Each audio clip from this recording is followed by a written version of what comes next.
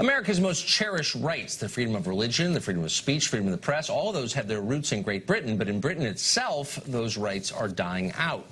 Tommy Robinson is a journalist and a political activist there. One of Robinson's chief causes is raising awareness about sexual abuse, grooming, and rape committed in his country by immigrants, mostly from the Islamic world. Those crimes are ones that local authorities have ignored in order to avoid being called bigoted. Last year, Robinson attempted to cover a gang rape trial involving several Muslim men in Canterbury. For that, he was arrested, given a suspended jail sentence, and told not to cover any further trials. Undeterred, this past weekend, he performed a live stream outside a sexual abuse grooming trial in Leeds. In a free country, of course, anybody ought to be able to say what they think on a public street, but Britain is not a free country anymore. So in a matter of hours, Robinson was arrested, tried and convicted, and sentenced to 13 months in jail. That was fine, by the way, with most members of the press there and here. The judge further barred the British media from even reporting on Robinson's imprisonment, too. That ban was only lifted yesterday, 4 days after he went behind bars. And that, too, was fine with most journalists in Great Britain and here. They said virtually nothing about it, amazingly. Katie Hopkins is a columnist with the Rebel Media. We talked to her about this earlier. Katie, am I misstating this? I mean, it sounds, and I know the pretext for this is that he was interfering with jurors, but he was speaking his views on a public street when he was arrested and convicted immediately and sentenced to over a year in prison. Am I mischaracterizing that? You're not at all. That's exactly what happened. He was outside the court. He was reporting on the trial of a grooming gang, as I would call it, a rape squad. It's a cause, as you rightly say, that he's believed in for so many years. And he's one of those people who's been calling this out relentlessly, despite all of the slurs that are made against him. And yet, within 5 hours, he was arrested, he was tried, and he was sent to prison for 13 months. And none of us were allowed to talk about it, write about it, mention it, because there was also a ban on any of the media speaking about it. Well, that's the part I don't understand. These are very dark times in the UK. It's a very curious feeling in this country at the moment. And I would say the country is on a knife edge. There is a real sense now that we are against our own government, that the establishment is working against us, and in order to cleanse voices it doesn't like, it will put them inside for as long as it needs to shut them up. That's horrifying. I don't know, I'll be honest, anything really about Tommy Robinson. I don't care. I don't know what he believed. It doesn't matter. He was saying what he thinks in public. Take that, Tucker. I don't know Tommy either. I'm not a colleague of his. I'm not. I don't work with him. Many people say he's an idiot, and in some ways I concur. So what? He's been told not to report at these trials, and yet he's still there reporting. He didn't go with his lawyer or solicitor. You know, he knew he was going to get into trouble. But then I say to myself, even if you don't like the guy, even if you don't know the guy, surely there's some fundamental principles like, yes, where was the swift justice for the victims of the grooming gangs? Where was the swift justice for the 11-year-old that was raped? If we can get Tommy in prison within 5 hours, where was the swift justice for these men? And where was the swift justice for the victims? And I would also say, no matter what you think of Tommy, whether you hate him, love him, don't know him, throwing him in prison when he is a guy who's repeatedly called out majority Pakistani grooming gangs, rape squads, that is a death sentence for Tommy Robinson. And we may criticise, our government may criticise the Russians, like for getting rid of Skripal and other spies they no longer want in our country. But our government knows if they put Tommy Robinson inside, as they have done, and if he is put on an open wing, he will not survive his time inside. So I don't see how we're any different from the Russians if this is how we're going to cleanse people that speak out against the establishment. These are dark times. Where are the media? Where are the media in this? I mean, so again, you don't have to like this guy or know anything about him to understand what's at stake here, which is freedom of speech, freedom of expression, freedom of the press.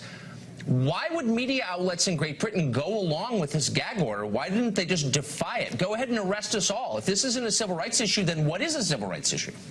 Well, this is where we divide, Tucker, into right and wrong, good and bad. And I have to say, I feel like the majority of mainstream media right now in the UK is on the side of the bad. It is more important for them to be seen as multicultural and accepting and welcoming to our Muslim colleagues and our friends than it is to stand up for what we know is right. So it suits them much better to say, well, no, Tommy Robinson is an idiot. He was told not to be there at the court. He was still there at the court. And the law is in every sense justified to throw him inside. And they're celebrating, just as they're celebrating with Roseanne. But actually, what we have to ask ourselves is, what happened to freedom of speech in the UK? Because I firmly believe, and it's my opinion, we no longer have freedom of speech in the UK. And I believe Tommy Robinson will be killed inside the prison, and it will be the establishment that have blood on their hands. Everybody watching this should be horrified. This is a threat not only to your rights, but to the rights of every American. Our rights derive from the British system. This may be a glimpse into our future. We should fight back as hard as we can. Thank you very much, Katie Hopkins, for that. Thank you, Tucker. Well, progressivism, not just in this country, but around the world, is increasingly coming to resemble not just a religion, but a cult bent on suicide. Not overstating that.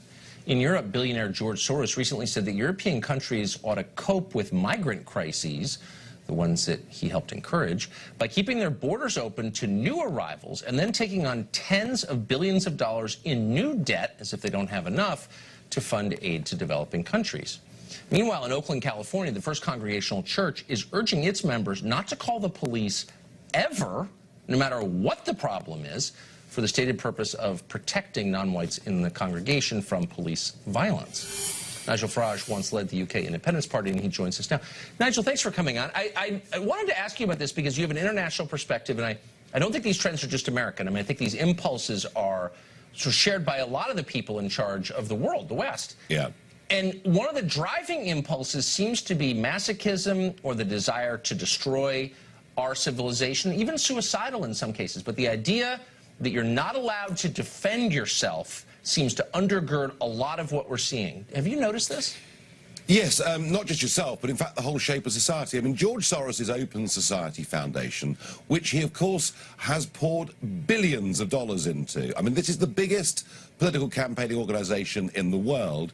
He wants to break down the fundamental values of our society. And in the case of Europe, he doesn't want Europe to be based on Christianity. Now, all of this, whether it's Soros or some of those very strange people in California, all of it is based on some kind of self-loaththing, some sort of guilt trip about the past. And in Soros's case, it's a guilt trip, of course, about America's, Germany's wartime actions, the way the Jews were treated.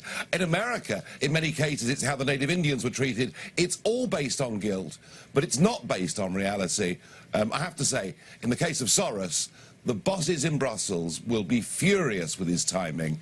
Right now, we have Italy in revolt because the new government, or the attempted new government, wants to get rid of 500,000 illegal migrants, and Soros appears to be going ever so slightly mad. Right. I mean, look, I would say that there are a lot of sins that we collectively have committed as a society, as a civilization, obviously.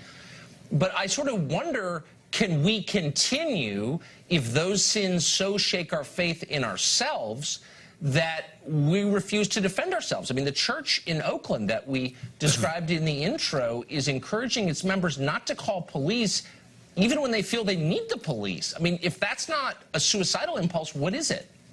Oh, no, I mean, look, you know, there are many European cities now where the total failure of our political class to defend our Judeo-Christian culture, which actually underpins our whole society, is in many ways what's opened the doors to Islamic extremism. So we are engaged in some very, very dangerous policies here. The good news, though, is that voters are rebelling.